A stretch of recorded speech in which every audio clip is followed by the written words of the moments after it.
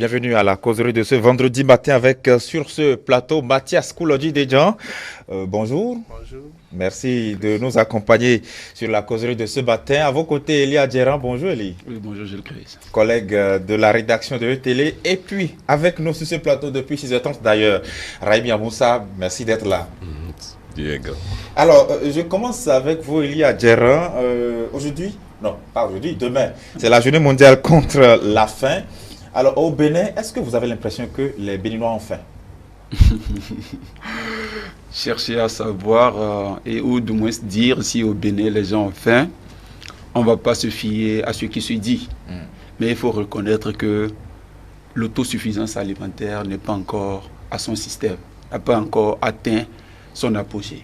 Parce que là, lorsqu'on parle de la faim, c'est déjà en moyenne lorsque chaque Béninois pourra désormais se dire je mange au moins 3 fois par jour à ma faim, selon ce que je veux, selon mon pouvoir d'achat, et ça dit sincèrement en fonction de sa vraie capacité.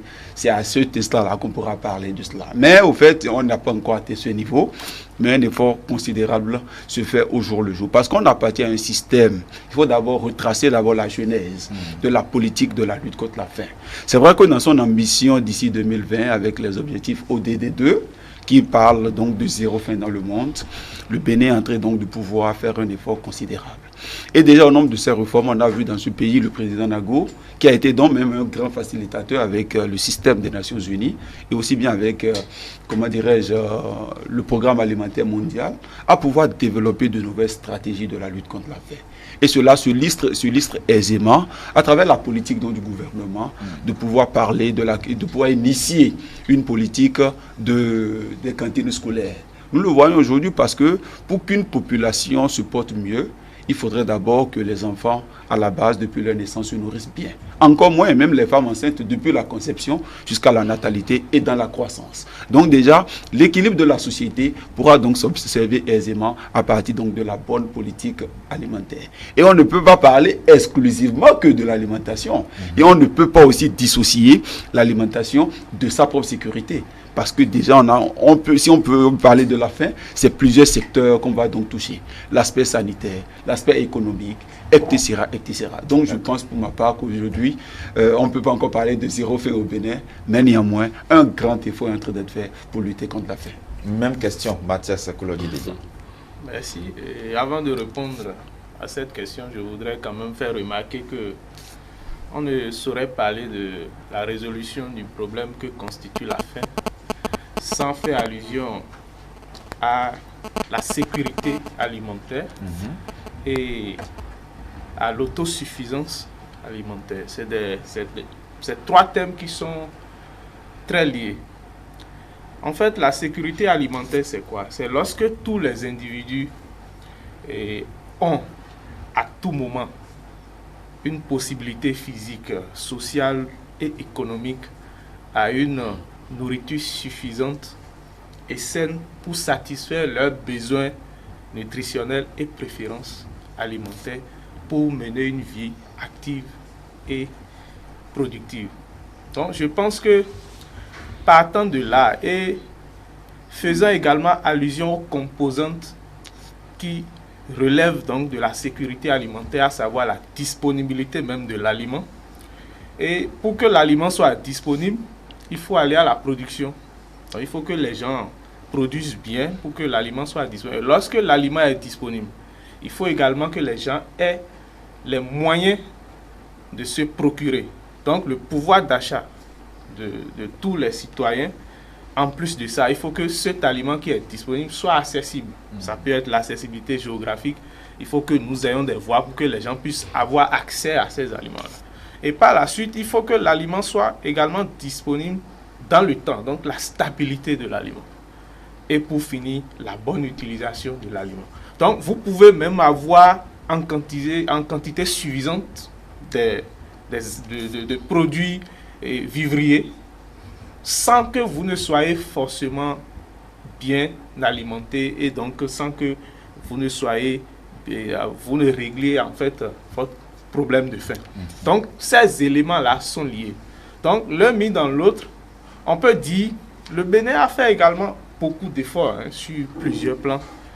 Et aujourd'hui, on ne peut pas dire qu'on n'a pas une production, surtout des cultures vivrières et surtout des céréales qui constituent notre alimentation de base. On ne peut pas dire que nous ne sommes pas à une production suffisante.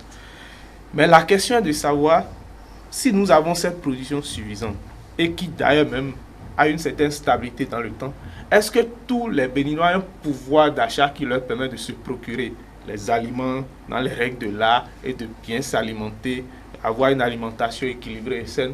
Et est-ce que les gens, même en ayant ce pouvoir d'achat, est-ce qu'ils sont toujours conscients de comment il faut s'alimenter, de comment il faut faire la composition des aliments, de comment il faut varier leur alimentation pour finalement d'ici on atteint une certaine sécurité alimentaire qui, par conséquent, doit pouvoir nous garantir la résolution de la faim. Donc la question, elle reste posée. Nous avons fait des efforts, mais on n'est pas encore à un niveau de satisfaction optimale. Très bien. Raimi Moussa, où en est alors le Bénin aujourd'hui dans le cadre de la lutte contre la faim des populations? Merci Gilles. Je pense, permettez que nous définissions ce que c'est que la faim en métaphysique. D'accord. La faim, c'est d'abord l'incapacité, soit pendant un temps, qu'il soit court ou long, de pouvoir nourrir 4 centres, 4 batteries, 4 stations qui fournissent de l'énergie à l'homme. Vous avez le cerveau, tout ce qui est lié aux productions venant du mental. Vous avez le cœur. Vous avez maintenant l'estomac qui gère la faim dont nous parlons. Et maintenant, nous avons le cesse. Parce que la faim, certains, pour eux, la faim n'est pas forcément l'absence de nourriture. C'est plutôt l'absence des autres dimensions. Pour le mystique, la nourriture a moins d'importance. Parce qu'il sait que la nourriture physique existe ailleurs d'une autre manière. C'est pour vous dire quoi? Parler de la faim consiste à équilibrer ces 4 données. Et je pense qu'au Bénin, quand nous prenons simplement votre collègue Franck Potiemé, qui vient de produire un livre, c'est de l'alimentation pour les journalistes. Ça veut dire qu'un travail est fait. Et vous allez voir que dans d'autres dimensions, de ces 4 stations, c'est fait. Maintenant, le vrai problème au Bénin, c'est quoi? Si nous devons réellement avoir notre identité et s'accommoder avec notre identité, on ne peut pas parler de problème de faim au Bénin. Tout ce qu'il nous faut existe.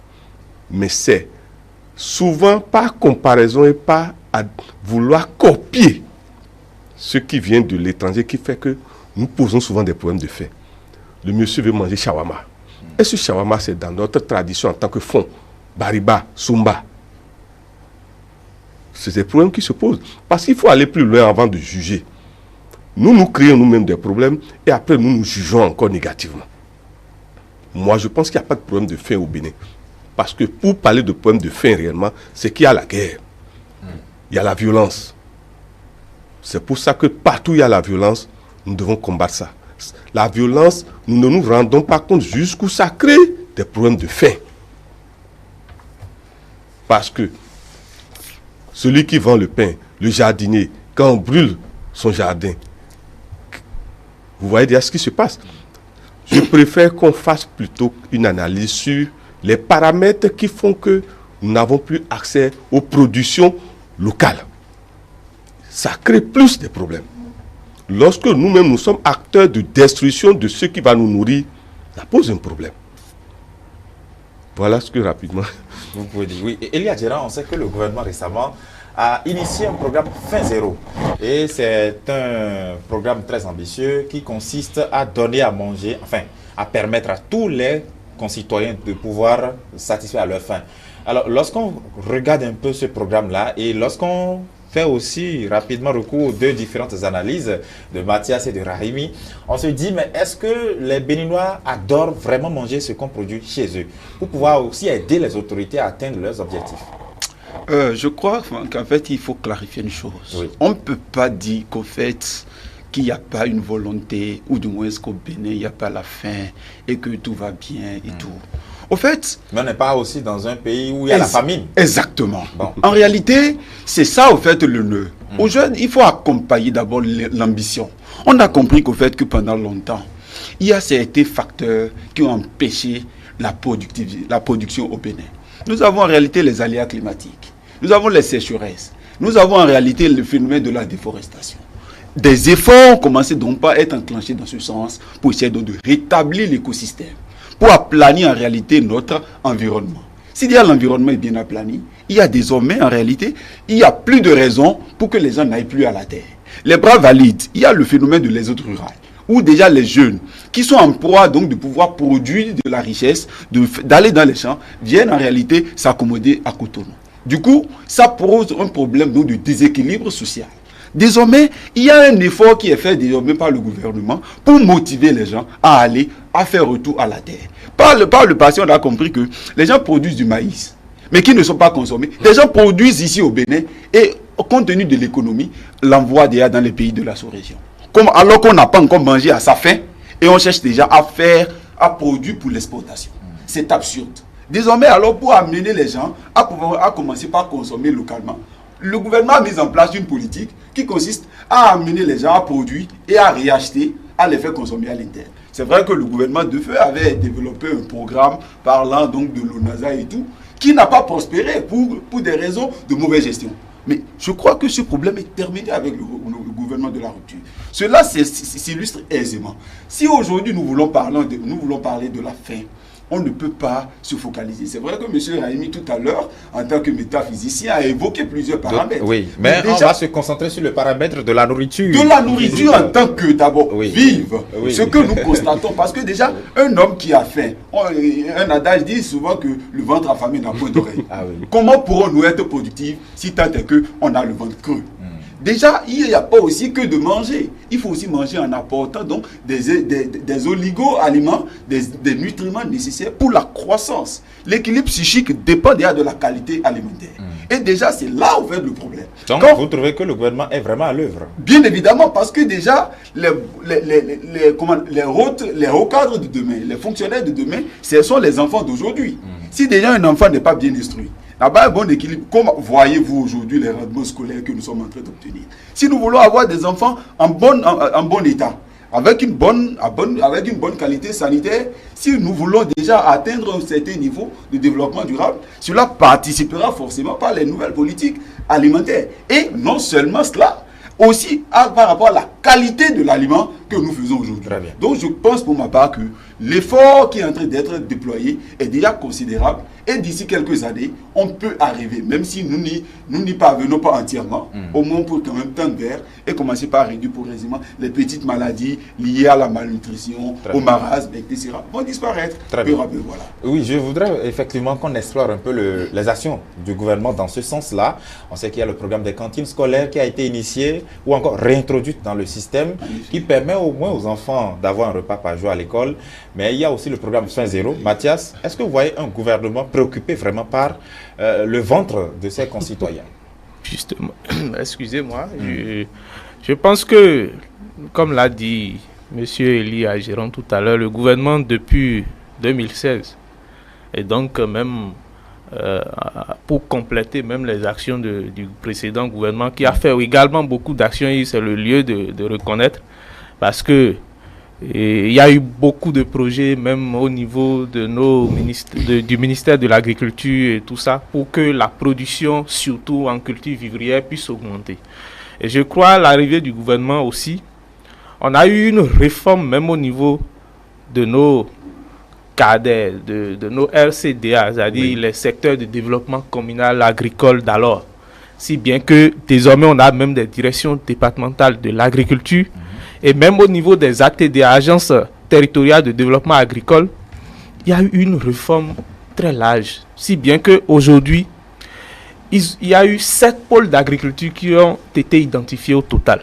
Et dans chacun de ces pôles d'agriculture, il y a eu des recrutements qui ont été faits et chacun des nouveaux recrues, j'allais dire, est chargé aujourd'hui de pouvoir s'occuper d'une filière donnée. Quand vous prenez par exemple la zone de Kobe et consorts, vous allez voir, les gens vont s'occuper du maïs, même du manioc et tout ça.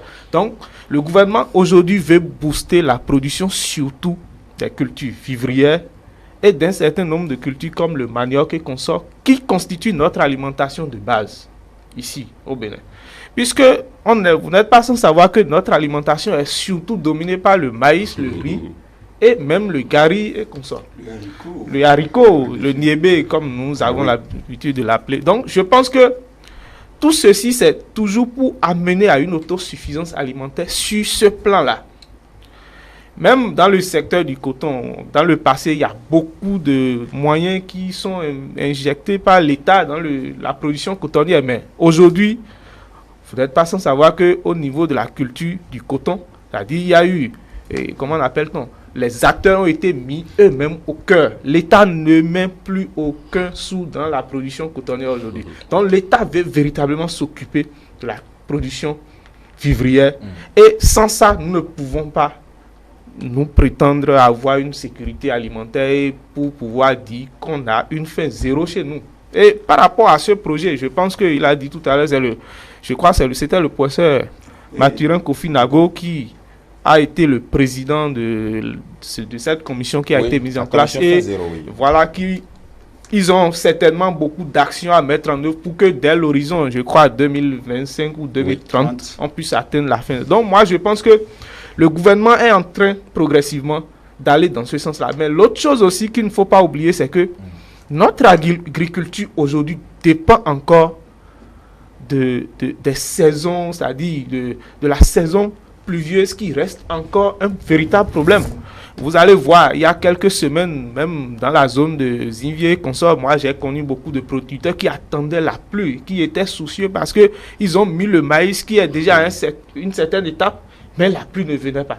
Dans certains pays, on assiste déjà à un ensemencement des nuages pour que lorsqu'on a besoin de la pluie, là, que la pluie puisse venir artificiellement. Bien vrai, ça peut avoir ses conséquences, mais avec l'accroissement de la population, la pression démographique aujourd'hui, c'est qu'il y a des mesures encore à prendre. Et moi, j'attends surtout le gouvernement sur ce plan. Très bien. Et par rapport aux actions du gouvernement, quel regard portez-vous sur tout ce que fait le gouvernement du président Patrice Talon dans ce sens, et même si vous le voulez, des gouvernements précédents, toujours est-il que la faim, c'est un mal, et les autorités qui se succèdent à la tête de cette nation sont certainement préoccupées par le phénomène, non? Déjà, si vous prenez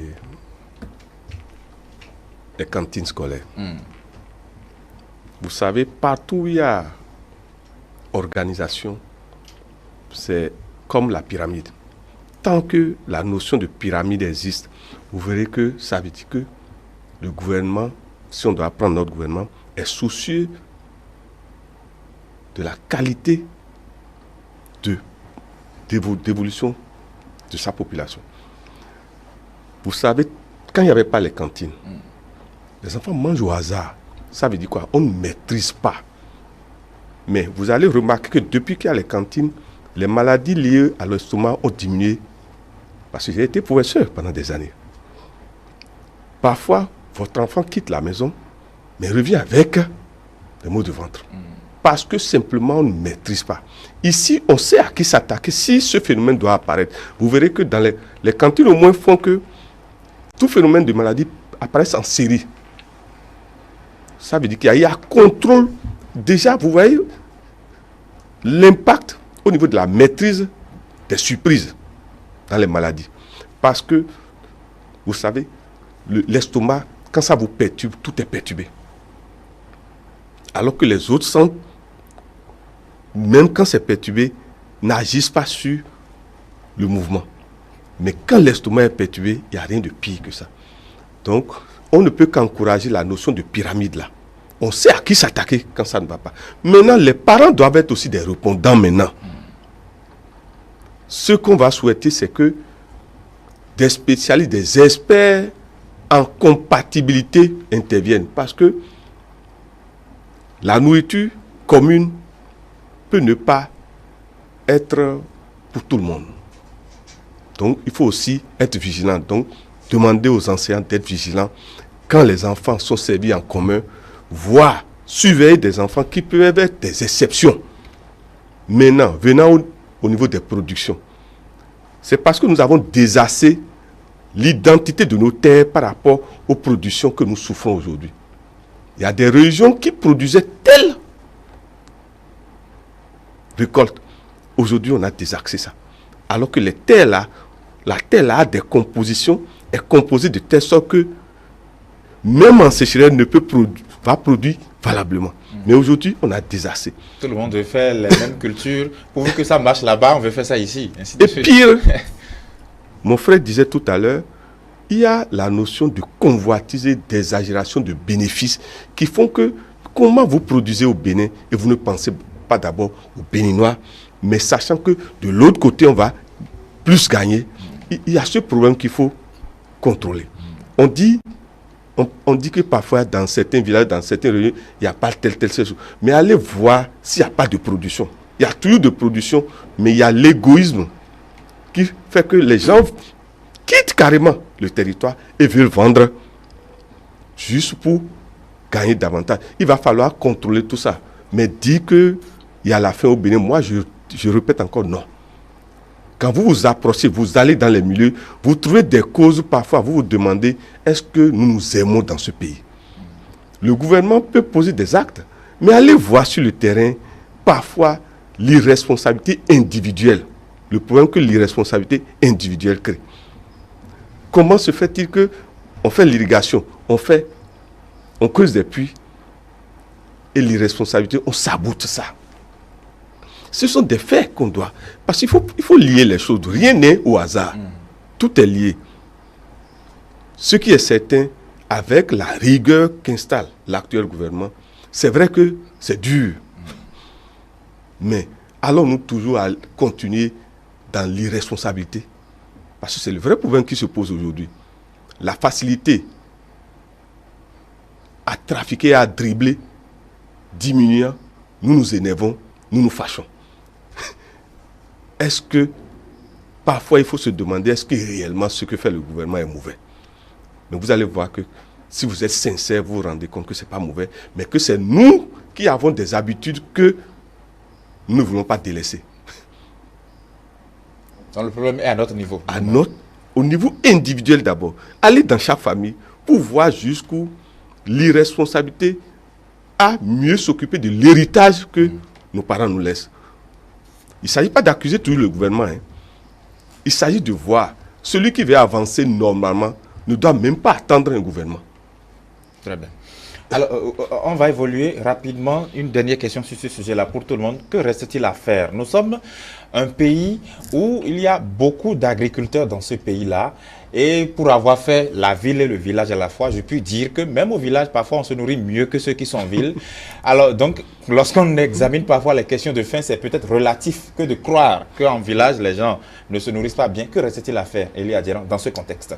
Dans ce contexte, d'abord, il faudrait d'abord que le gouvernement travaille davantage à la mécanisation de notre agriculture. Parce que déjà, si nous voulons atteindre un grand niveau en matière d'autosuffisance alimentaire, il faudrait d'abord qu'avec peu d'espace emblavé, nous ayons plus de rendement. Dans cette nouvelle politique, je crois qu'on aura davantage des aliments, des vivres à notre portée et les gens pourront manger à leur faim. Il y a également aussi la bonne collaboration entre les politiques et l'universitaire. Parce qu'on a compris aujourd'hui que toutes les analyses sont là, les recherches sont là dans les universités, les agronomes ont déjà développé les différentes théories avec le taux de rendement qu'on puisse avoir dans les nouvelles variétés des produits. Ça tombe bien, vous avez un agronome à vos côtés. Est-ce que vous voyez? Donc aisément, cette nouvelle bonne collaboration pourrait donc aussi pallier à cette situation. Mais l'autre chose aussi qu'il faut aussi donc énumérer, c'est de montrer qu'en fait que peu à peu, on y parviendra avec la volonté des uns et des autres à savoir gérer le peu que nous avons. J'espère que nul ne peut plus se soustraire à cette nouvelle réalité. Parce que tout le monde chante la faim, mais il faut d'abord produire pour permettre c'est-à-dire à chaque citoyen de pouvoir moins manger 3 fois par jour et pas seulement pour combler la faim, mais simplement pour apporter de nouveaux nutriments à sa propre croissance. Comme ça, on aurait donc des citoyens nouveaux qui se porteront mieux et les petites maladies liées à la faim et déjà avec les différentes difficultés que nous énumérons là, cela pourra donc être réduite progressivement et peu à peu la société se portera mieux. Je crois pour ma part que c'est une ambition noble qui est en train d'être projetée et des efforts sont en train d'être faits et progressivement si nous nous mettons dans cette posture-là, dans cette observance, je crois qu'on y parviendra. Ce n'est pas du jour au lendemain que nous allons l'observer, mais déjà la volonté des uns et des autres pourront donc apporter un résultat plus satisfaisant. Vous êtes, Mathias Koulodji, déjà un agronome et vous êtes contrôleur qualité dans une société de la place. Ça tombe très bien. Lorsque vous parlez de la sécurité alimentaire, c'est un chantier très vaste encore. On sait que les aliments sous nos cieux sont parfois trafiqués. Vous allez dans un supermarché, le gari n'est plus forcément le gari originel que l'on connaît. Même les boissons ne sont plus forcément de vraies boissons. On trafique tout. Est-ce que ce n'est pas vraiment un chantier très vaste qui attend encore tout le monde, hein? Ça, ce n'est pas une question forcément des gouvernants. Justement, c'est un chantier très vaste et je pense que nous devons chacun prendre conscience de cela. Et ce que je voudrais dire aussi, c'est quoi? C'est-à-dire quand le thème, c'est la journée mondiale de la faim ou bien de lutte contre la faim qui sera commémorée demain. C'est bien cela. Et pour moi, la faim, ce n'est pas que la satisfaction tout simplement, ou du moins le fait tout simplement de s'alimenter pour bourrer le ventre de remplir qui permet de régler la faim. Non, la faim, ça existe sous plusieurs formes. Oui. C'est-à-dire, pour même l'apport, ce que nous apportent les aliments, c'est quoi? Il y a deux grandes catégories d'aliments. Il y a les macronutriments. Et les macronutriments, c'est les glucides, les lipides, les protéines dont l'organisme a besoin en grande quantité. Parce que ces aliments vont apporter plus d'énergie pour permettre à l'organisme de fonctionner normalement. Mais en dehors de ces macronutriments, il y a les micronutriments qui sont des nutriments essentiels même, et qui sont d'ailleurs des nutriments dont l'organisme a besoin en de très faibles quantités. Mais ce n'est pas parce que l'organisme en a besoin en très faible quantité que ce n'est pas utile. Et généralement, ce qu'on constate, c'est que il y a ce qu'on appelle la faim cachée. La faim cachée, là, c'est que vous mangez, vous avez c'est-à-dire l'apparence que vous donnez, personne ne peut jamais dire que vous avez une carence, par exemple, en vitamines ou bien en sels minéraux.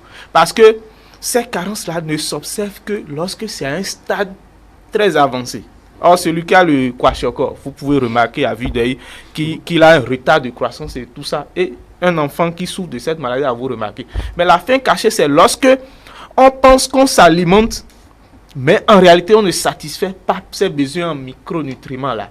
Et c'est un problème de conscience et nous devons tous prendre conscience de ça aujourd'hui. Et pour y arriver, c'est quoi? C'est-à-dire il faut aller à l'éducation de la population.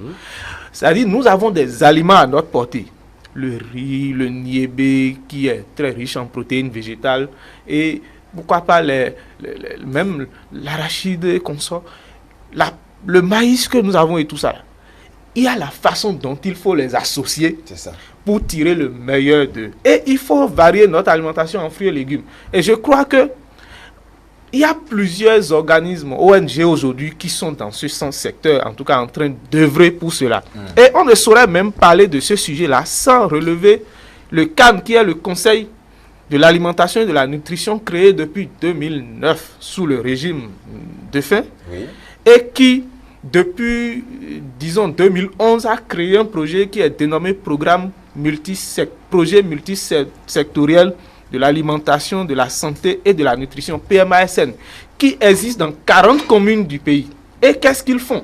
C'est très important ce qu'ils font, hein, c'est-à-dire, ils s'attaquent à ces différents, j'ai cité 4 composantes tout à l'heure de la sécurité alimentaire. Et ce qu'ils font, et qui est bien, c'est qu'ils ont déjà commencé à faire des dépistages des enfants malnutris, des personnes vulnérables qui sont malnutries, et on les refait à des centres de prise en charge et consorts. Mais la question reste posée et il faut que nous, Béninois, nous puissions prendre conscience de ces aspects-là. Très bien. Que reste-t-il à faire encore, Rémi Moussa? Rapidement, en 1 minute, je vous prie, au plus. D'abord, permettez que nous remercions les autorités de ETV. Et nous recommandons humblement à notre gouvernement que des experts de chaque domaine, on puisse leur permettre de venir intervenir pour l'éducation de la masse. Tout gouvernement s'occupe souvent de la masse. Mais la masse est composée d'individus. Cela veut dire quoi? Il y a le problème de la connaissance de soi qui se pose quand vous parlez de problème de faim. Je ne suis pas Gilles, Gilles n'est pas moi. Gilles, il y a des choses, si Gilles ment tout de suite, c'est des problèmes, il ne pourra même plus venir au boulot. Donc, il faut emmener chacun de nous à la connaissance de soi d'abord. La plupart du temps, la nourriture de masse, le gouvernement s'occupe de ça. Le problème, c'est chacun de nous, par rapport à l'utilisation de cette nourriture de masse, qui pose le problème de faim. Il faut aller transmettre des connaissances sur la connaissance de soi. Vous qui êtes là, vous avez des interdits alimentaires, s'il vous plaît. Si vous ne les connaissez pas, vous allez vous créer des problèmes et tout le temps accuser les autres. Peut-être vous, maintenant, vous avez besoin peut-être au plus de 5 ampères. Mais il y a d'autres qui ont besoin de 20 ampères. Mais pourquoi vous voulez faire comme eux? Pour parler un langage électronique ou électrique. C'est pour vous dire en réalité que la plupart du temps, la pénurie n'existe pas, hein, s'il vous plaît, surveillez, non. C'est notre adéquation par rapport à notre compatibilité qui pose problème. Nous ne savons pas qui nous sommes pour pouvoir savoir notre juste utilisation des choses que nous avons. Le gouvernement, je peux vous dire que, excusez-moi, le gouvernement fait ce qu'il faut faire pour la fin. Le problème, c'est la responsabilité individuelle. C'est toujours la responsabilité. L'homme béninois, si nous n'osons pas nous rééduquer, on va toujours accuser les autres. Nous aimons accuser les autres, mais nous ne nous demandons pas quelle est notre responsabilité dans la production, la conservation et maintenant l'importation ou l'exportation. Merci. C'est la question réelle que vous posez. Hein. Alors, demain, c'est également la journée mondiale de lutte contre la maltraitance des personnes âgées. Vous êtes métaphysicien. Que représentent les personnes âgées pour nous, dans notre société? Il suffit, le Dahomey, il faut se référer au Dahomey pour comprendre le thème que moi j'adore mes parents, mes ancêtres. Le Dahomey dit que le vieillard assis voit mieux que le jeune debout. Et il y a plein d'adages comme ça, hein, pour vous dire quoi. Mon frère Gilles, d'ici que Dieu vous donne davantage à vivre sur la terre, d'ici 20 ans, vous voyez l'accumulation de vos connaissances. Ça veut dire quoi? Le jeune qui va vous négliger, le jeune journaliste, potentiel journaliste qui va vous négliger, ne bénéficiera pas de vous. Notre frère Franck vient de sortir un livre, mais il vient de mettre à notre disposition des années de travaux. Ça veut dire quoi? Le jeune potentiel journaliste doit le respecter, même le vénérer, et non aller à l'impolitesse et à l'arrogance. C'est pour vous dire que nous devons tout faire pour conserver les personnes âgées. Moi qui suis ici, je n'ai plus votre âge. Ne me demandez pas que vous me voyez, je vais prendre un sac de maïs quand même. Et vous me laissez, c'est ce qu'on voit aujourd'hui. Parce que vous ne me connaissez pas, parce que je ne peux pas vous donner peut-être, ou je n'ai pas dit, viens prendre tel. Et aujourd'hui, quelque chose se développe qui est dangereux, c'est quoi? Les petits-enfants, tu leur demandes un service, à la fin, ils croisent les bras, ils t'attendent. Et quand on sent que tu ne peux rien donner, on te néglige. Alors que la personne âgée, tu ne sais même pas tout ce qu'il peut te faire. Aucun de nous ne maîtrise les voies du Seigneur. Tu as banalisé un vieillard tout à l'heure. Et peut-être sur la route, un serpent te mord, alors que lui là, le secret pour t'enlever le venin. Nous devons aller, il faut plus d'éducation. Tout ce que nous disons aujourd'hui pose le problème de la qualité de la transmission dans l'éducation. Il faut rééduquer le Béninois. Le Béninois, nous devons ressembler à nos ancêtres qui avaient la philosophie de l'homme debout. Tant que vous vous référez à l'intégrité et à l'éthique, excusez-moi, hein, le minimum vous suffit. Le minimum vous suffit. Les personnes âgées sont des réservoirs de savoir. Dans n'importe quel domaine. Même le mécanicien âgé, le savoir est là. Même la bonne, qui a fait bonne pendant 20 ans, peut vous dire, ah, qu'est-ce qui se passe aujourd'hui par exemple? On dit que certaines femmes ne savent plus préparer, sont mariées. C'est la faute à qui? Du fait qu'ils n'ont pas baissé la tête derrière leur maman. C'est le problème que vous posez, ça. On est désassé. Il faut avoir l'humilité d'aller maintenant à la connaissance. Voilà. Très bien. Elia Djerran, on sait que certaines personnes n'aiment pas forcément leurs grands-parents. On les maltraite. Lorsque le grand-père ou la grand-mère dit apporte-moi telle chose, on peut peut-être y répondre avec des injures. Ça fait partie des types de maltraitance. Mais il y a peut-être des gens qui se débarrassent carrément de leurs grands-parents. Qu'en pensez-vous? Au fait, c'est une question d'ignorance. C'est vrai qu'à un moment donné, à un certain âge, très avancé, nos parents développent d'autres comportements qui visiblement semblent paraître un peu comme un comportement enfantin. Mais on ne peut porter de jugement si on n'a jamais atteint ce niveau. Parce que celui qui n'a pas traversé la rive ne doit point se moquer de celui qui se noie. On ne connaît pas encore notre finalité, nous. Je crois qu'en réalité, que Amadou Hampâté va dire en Afrique, lorsqu'un vieillard meurt, c'est une bibliothèque qui brûle. Ouais. Ça voudrait dire que les personnes âgées représentent en réalité pour la jeune génération un réservoir de savoir, de connaissances. Mais malheureusement, je crois qu'en réalité, que c'est un devoir. Nous sommes à la 8e édition aujourd'hui, demain, pour la commémoration donc, de cette journée de lutte contre les maltraitances faites aux personnes du troisième âge. C'est bien une volonté, une nouvelle politique du gouvernement de pouvoir aussi au moins consacrer une journée pour célébrer et rappeler à la jeune génération que les personnes âgées ont également donc des droits et des devoirs. Je crois qu'on y parviendra un jour, tout comme dans les pays développés, où en réalité on finira par créer par exemple une maison de repos pour les personnes du troisième âge, qui pourront aussi représenter pour la génération des références, où on peut désormais aller déjà à leur culture, apprendre d'eux et savoir aussi quel est déjà leur parcours, comment ils ont pu vivre jusqu'à cet âge-là. C'est curieux de comprendre qu'aujourd'hui, que déjà à 50 ans, nous pensons que c'est déjà trop demandé, c'est déjà une chance pour un homme ou une dame de vivre longtemps. Alors qu'à l'époque, on voyait des personnes jusqu'à 80 ans, de 90 ans, 100 ans. Aujourd'hui, à partir de ces âges-là, quand on voit ces personnes, on commence par les craindre dans la communauté. Il y a aussi cette culture-là, c'est-à-dire nous avons ce scepticisme-là à craindre les personnes âgées, à penser qu'au fait que est-ce qu'ils ne deviennent pas des menaces pour la société? Est-ce qu'en réalité, ce n'est pas de la sorcellerie? Est-ce que, ça dit, il y a plusieurs interrogations qui traversent la mentalité. C'est vrai qu'il y a un théoricien de la sorcellerie sur le plateau. Vous comprenez? Il faudrait que nous nous démarquions donc de cette philosophie-là. Que nous sachions que désormais que les personnes âgées sont des personnes respectées et respectables. Que nous devons en réalité garder avec soin.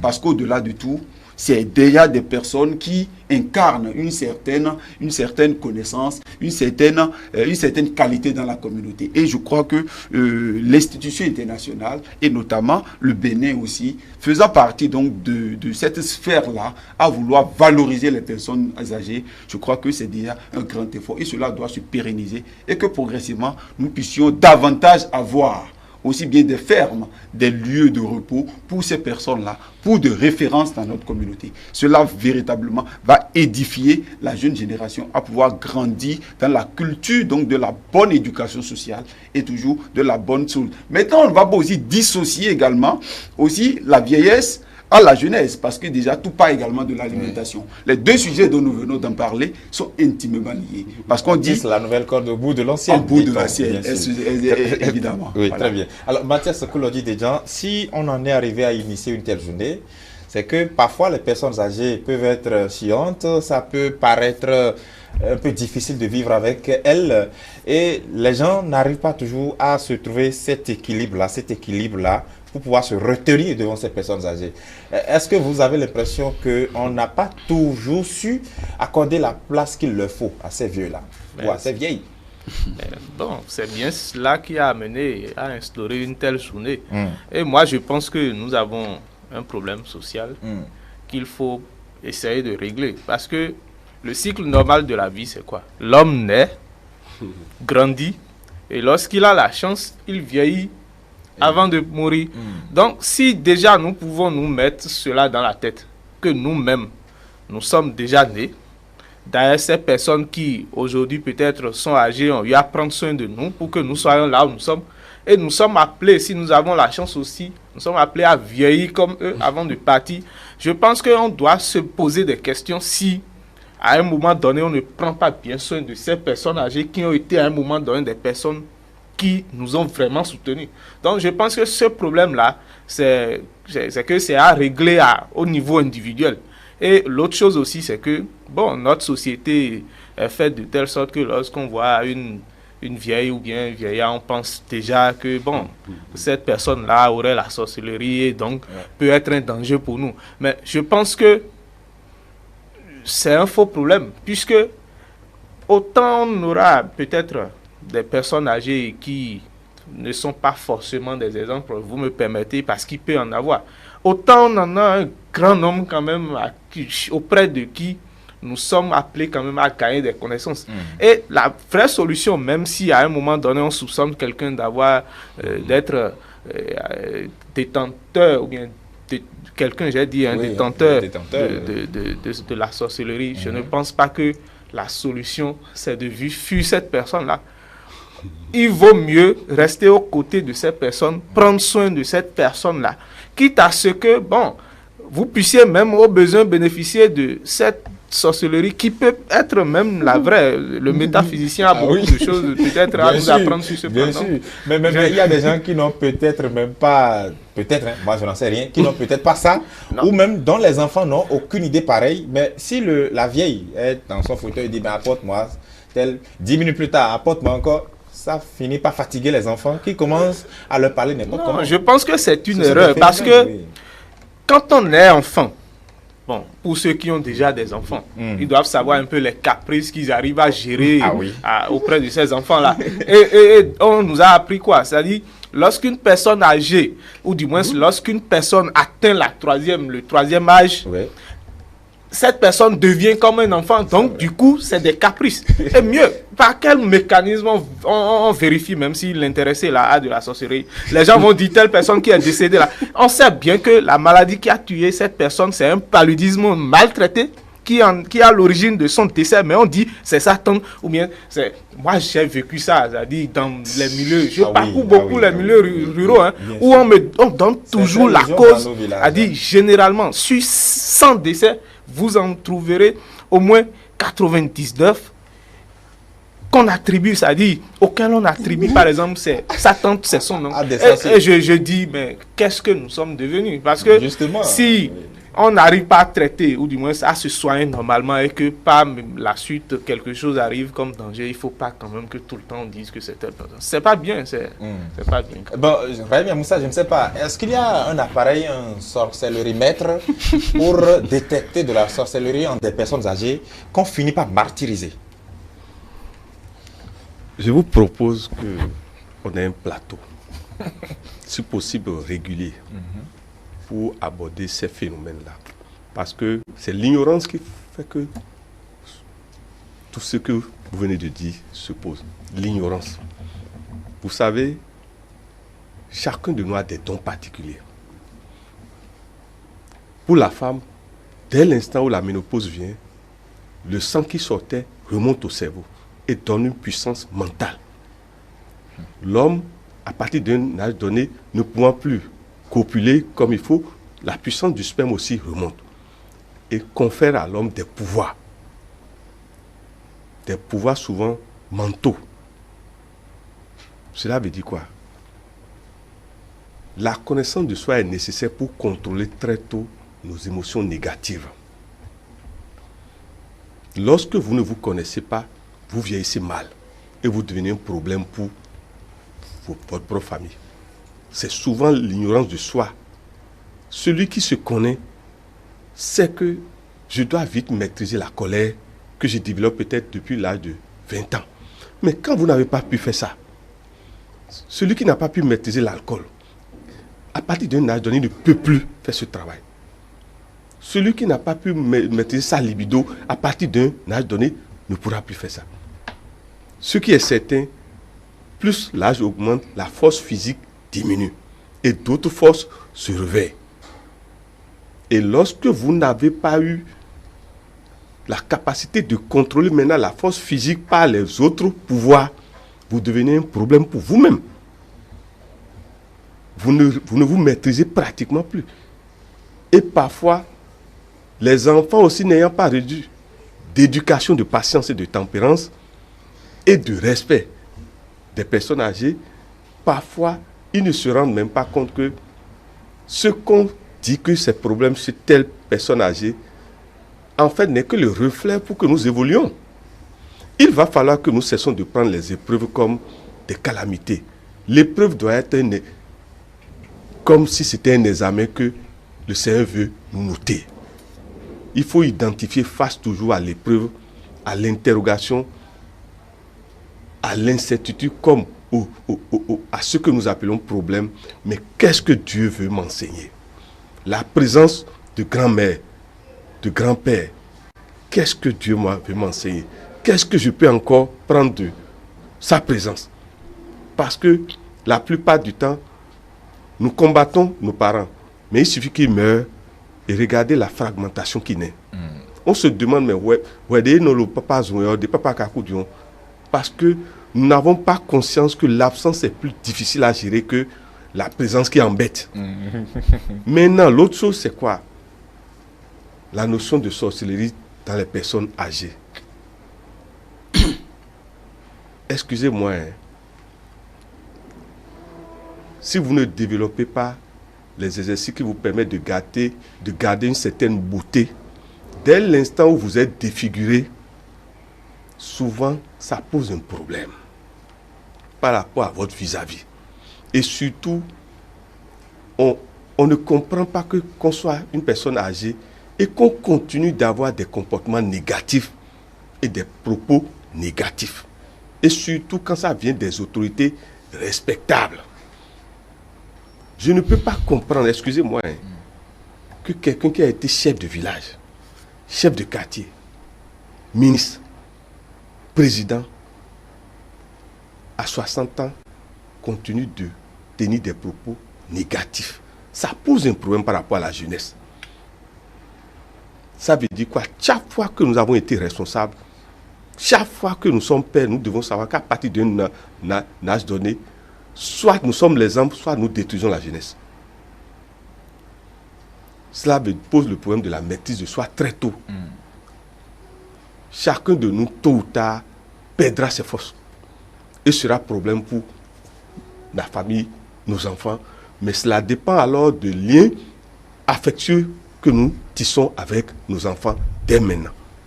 Il faut tout faire pour que nos enfants prient pour nous tous les jours, pour que nous soyons encore sur la terre. Il faut tout faire, chacun de nous. Moi, je dois tout faire pour que Gilles soit toujours en forme. Parce que Gilles me reçoit. Je ne sais pas si vous suivez. Mon frère a des notions en agriculture. Je n'en ai pas. Je dois prier pour lui pour que la vie soit toujours là. Parce que j'en aurai besoin. C'est cet équilibre et cette solidarité qui nous manque aujourd'hui. Toute personne âgée, je vous en prie, a toujours quelque chose à nous communiquer que nous n'avons pas. Du fait qu'il est le symbole du passé. Or, il n'y a pas de lumière dans le futur, s'il vous plaît. C'est l'erreur que nous faisons. Aucun de nous ne sait demain. Mais nous connaissons hier. Et nous vivons le présent. Merci. Et c'est toujours hier, en étudiant bien hier, que nous pouvons savoir que la vie marche par cycle, que tel phénomène peut revenir dans telle période. Alors, vous avez bien fait d'aborder un aspect tout à l'heure. Les personnes âgées doivent elles-mêmes aussi faire l'effort d'être des modèles pour la jeunesse. Mais aujourd'hui, même dans notre société, là, on a fait un débat purement social, mais lorsqu'on monte à une autre échelle, peut-être politique, on voit que parfois, on oublie cette notion de personnes âgées, de jeunes. Tout le monde se mélange, tout le monde se met à la même étape. Et finalement, c'est une cacophonie indescriptible. Mais les phénomènes que nous vivons aujourd'hui au Bénin, c'est dû à nos repères qui ne sont plus des repères. Nos dignitaires qui parlent d'une certaine manière ne se rendent pas compte qu'ils détruisent la jeunesse de demain. Parce que la jeunesse croit que c'est normal. Quelqu'un dit quelque chose aujourd'hui, demain il dément ça avec une aisance qui fait peur. Vous vous demandez, mais où on va? Je ne peux pas avoir dit oui. Quand on dit oui, le oui a une distance, a une énergie, a un temps. Il faut respecter ça. Si un oui dure 4 ans, c'est après 4 ans qu'il faut changer le oui. Mais aujourd'hui, le oui, en chemin, on introduit d'autres paramètres et on dit non. Quel repère nous sommes en train de produire? Voilà. Merci infiniment à vous, Raimi Moussa, métaphysicien, d'avoir été sur ce plateau. Mathias Kouloudi Dedjan, agronome, contrôleur de qualité, acteur politique aussi, ça on ne l'a pas dit tout au long de cette émission. Merci d'avoir été là. Merci. Et Elia Djeran, un collègue du service de l'information. Merci Eli. On vous souhaite à tous un bon week-end avec espoir qu'on se retrouve tous la semaine prochaine sur ce même plateau.